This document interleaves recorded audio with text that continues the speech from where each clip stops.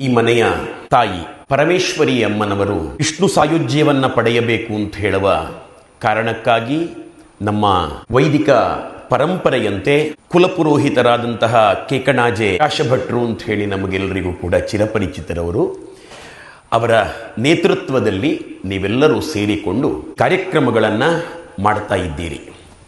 ಬಹಳ ಒಂದು ಸಂತೋಷದ ದೃಶ್ಯವನ್ನು ನಾನು ಇವಾಗ ಕಾಣುತ್ತಿದ್ದೆ. ನಾನು ಬಹುಶಃ ಎಲ್ಲಿಯೂ ಕೂಡ ಒಂದು ವೇದ ಪಾರಾಯಣವನ್ನು ತಮ್ಮ ಕೆಲಸವನ್ನು ಮುಗಿಸಿ ಎಲ್ಲರೂ ಕೂತುಕೊಂಡು ಇಷ್ಟು ಶ್ರದ್ಧೆಯಿಂದ ಕಣ್ಣುಮುಚ್ಚಿ ಕೆಲವರು ಗಮನಿಸಿದೆ. ನಾನು ಪ್ರತ್ಯೇಕವಾಗಿ ಕೇಳಿದ್ದನ್ನು ಶ್ರವಣ ಮಾಡಿದ್ದನ್ನು ಎಲ್ಲೂ ನೋಡಲಿಲ್ಲ. ಆದ್ದರಿಂದ ಶ್ರದ್ಧಾವಂತರ ಮನೆ ಇದು. ಒಳ್ಳೆ ವಿದ್ವಾಂಸರನ್ನೇ ಕೇಕಣಾಜೆ ಪ್ರಕಾಶ್ ಭಟ್ರು ಕರ್ಕೊಂಡು ಬಂದಿದ್ದಾರೆ ಪಾರಾಯಣಕ್ಕೆ. ನೀವು ಗಮನಿಸಿದೀರಾ ಇಲ್ವಾ ಅಂತ ಗೊತ್ತಿಲ್ಲ. ಒಂದು ಸಭೆಯಲ್ಲಿ ವಿದ್ವತ್ತನ್ನು ಗೌರವಿಸದೇ ಇದ್ದರೆ ಅದು ಸರಸ್ವತಿಗೆ ಮಾಡುವ ಅಪಚಾರ ಅಂತೆ. ನಮ್ಮ ಪ್ರಕಾಶ ಭಟ್ಟರ ಮಗನ ಗುರುಗಳು ಅವರು ಪುಸ್ತಕವನ್ನೇ ನೋಡ್ತಾ ಇರಲಿಲ್ಲ. ಪುಸ್ತಕ ನೋಡದೆ ಬಾಯಿಪಾಠ ಹೇಳ್ತಾರೆ ಅಂತಂದ್ರೆ ಅವರಿಗೊಂದು ವಿಶೇಷವಾದಂಥ ಗೌರವ ಸಲ್ಲಲೇಬೇಕು. ಅಂತ ವಿದ್ವದ್ವರೇಣ್ಯರ ಮೂಲಕ ಅವರ ನೇತೃತ್ವದ ಅವರ ಶಿಷ್ಯವರ್ಗ ಎಲ್ಲರೂ ಸೇರಿ ಒಂದು ಕಡೆಯಿಂದ ವೇದ ಪಾರಾಯಣ, ಮತ್ತೊಂದು ಕಡೆಯಿಂದ ಭಾಗವತ ಪಾರಾಯಣ, ಗರುಡ ಪುರಾಣ ಪಾರಾಯಣ ಇತ್ಯಾದಿಗಳು ನಡೀತಿವೆ. ನಮ್ಮ ಪರಮ ಪೂಜ್ಯ ಗುರುಗಳಾದ ಪೂಜ್ಯ ರಾಘವೇಶ್ವರ ಭಾರತಿ ಮಹಾಸ್ವಾಮಿಗಳು ಹೇಳುತ್ತಿರ್ತಾರೆ, ನಾವು ಮಾಡುವ ಕ್ರಿಯೆ ಅದು ಭಾವಪೂರ್ಣವಾಗಿರಬೇಕು ಯಾವತ್ತೂ ಕೂಡ ಅಂತ. ಹಾಗಾಗಿ ಅವರು ಭಾವಪೂಜೆ ಅಂತ ವಿಶೇಷ ಕಾರ್ಯಕ್ರಮವನ್ನು ಮಾಡಿ ಇದರ ಮಹತ್ವವನ್ನು ಹೇಳ್ತಾ ಇದ್ರು ಒಂದು ಕಡೆ.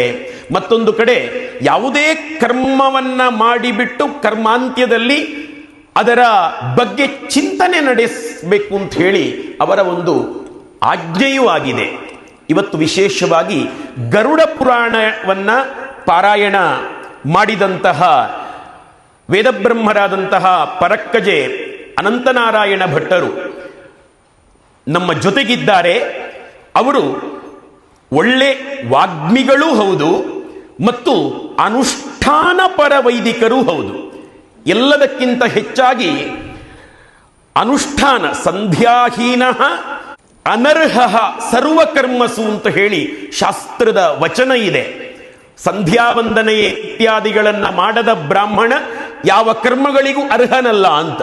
ಸಂಧ್ಯಾವಂದನೆಯಿಂದ ತೊಡಗಿ ಶ್ರೀವಿದ್ಯಾ ಉಪಾಸನೆಯನ್ನು ಸೇರಿಸಿ ಬೇರೆ ಬೇರೆ ರೀತಿಯ ಆರಾಧನೆಯನ್ನ ನಿತ್ಯ ಇಟ್ಟಿರುವಂತಹ ಪೂಜ್ಯರು ನಮ್ಮ ಜೊತೆಗಿದ್ದಾರೆ. ಅವರು ಗರುಡ ಪುರಾಣ ಪಾರಾಯಣವನ್ನು ಮಾಡಿದ್ದಾರೆ. ಅವರು ಗರುಡ ಪುರಾಣವನ್ನ ಈಗ ಪ್ರವಚನ ಮಾಡುವುದರ ಮೂಲಕ ಏನನ್ನ ಓದಿದ್ದರೋ ಅದನ್ನ ಪ್ರವಚನದ ಮೂಲಕ ಹೇಳಬೇಕು ಅಂತ ನಾನು ವಿಜ್ಞಾಪಿಸಿಕೊಳ್ತೇನೆ. ಹೀಗೆಯೇ ಒಂದು ಕಡೆ ಭಾಗವತ ಪಾರಾಯಣ ನಡೆದಿತ್ತು. ಪಳ್ಳತ್ತಡ್ಕ ವಿಶ್ವೇಶ್ವರ ಭಟ್ರು ಭಾಗವತ ಪಾರಾಯಣ ಮಾಡಿದರೆ ಸಾಯಂಕಾಲ ಪೂಜ್ಯ ರಾಘವೇಶ್ವರ ಭಾರತಿಗಳೇ ಪ್ರವಚನವನ್ನ ಕೊಡುವ ಒಂದು ಕಾರ್ಯಕ್ರಮ ಆಯೋಜನೆ ಆಗಿತ್ತು ಬಹಳ ವರ್ಷಗಳ ಹಿಂದೆ. ಯಾವುದೋ ಒಂದು ದಿನ ವಿಶ್ವೇಶ್ವರ ಭಟ್ರು ಮುಂದುಗಡೆ ಕೂತಿದ್ದಾರೆ. ಪೂಜ್ಯ ಗುರುಗಳು ವೇದಿಕೆಗೆ ಬಂದು ಗುರುಗಳನ್ನ ಕರೆದಿದ್ದಾರೆ, ಸನ್ನೆ ಮಾಡಿ ಕೇಳಿದ್ದಾರೆ, ಇವತ್ತು ಏನನ್ನು ಓದಿದ್ದು ನೀನು, ಯಾವುದನ್ನ ಪ್ರವಚನ ಮಾಡಬೇಕು ನಾವು ಅಂತ. ಆಗ ವಿಶ್ವೇಶ್ವರ ಭಟ್ರು ಹೇಳಿದ್ದಾರೆ, ಕೃಷ್ಣ ನಿರ್ಯಾಣದ ಘಟ್ಟ ಗುರುಗಳೇ ಅಂತ. ಓಹೋ, ಕೃಷ್ಣ ನಿರ್ಯಾಣಗೊಂಡ ಅಂತ ಭಾಗವತದ ಒಂದು ಶ್ಲೋಕ ನಿರೂಪಿಸ್ತದಲ್ಲ, ಅದನ್ನ ನೀನು ಓದಿದೆಯಾ ಅಂತ ಕೇಳಿದರು. ಆಗ ವಿಶ್ವೇಶ್ವರ ಭಟ್ರು ಹೇಳಿದರು, ಇಲ್ಲ ಗುರುಗಳೇ, ಓದಲಿಲ್ಲ, ಓದುವುದಕ್ಕೆ ನನ್ನಿಂದ ಸಾಧ್ಯ ಆಗಲಿಲ್ಲ. ಕೃಷ್ಣ, ನನ್ನ ಕೃಷ್ಣ ಈ ಜಗತ್ತನ್ನ ಬಿಟ್ಟು ನಮ್ಮನ್ನೆಲ್ಲ ಬಿಟ್ಟು ಹೊರಡ್ತಾನೆ ಅಂತ ಹೇಳುವುದನ್ನ ಭಾವಿಸಿಕೊಳ್ಳಲಾಗದೆ ನನ್ನ ಕಣ್ಣಲ್ಲಿ ಧಾರಾಕಾರವಾಗಿ ನೀರು ಇಳಿಯಿತು.